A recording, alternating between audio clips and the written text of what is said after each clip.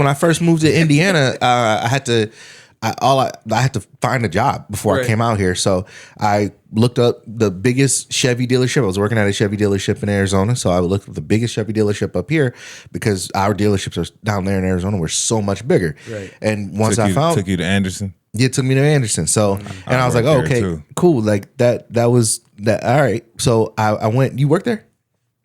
Oh, okay. When?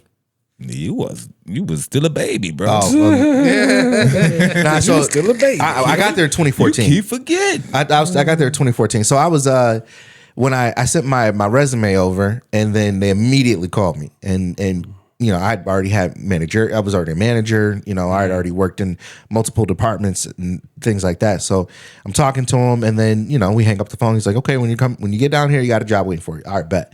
So I drove to Indiana, and my first day here, I drove to the dealership I was living in Cedar Lake, drove to the dealership, and I go in his office and I sit down and I see my resume on his wall, and so he walks in and he's like, who are you?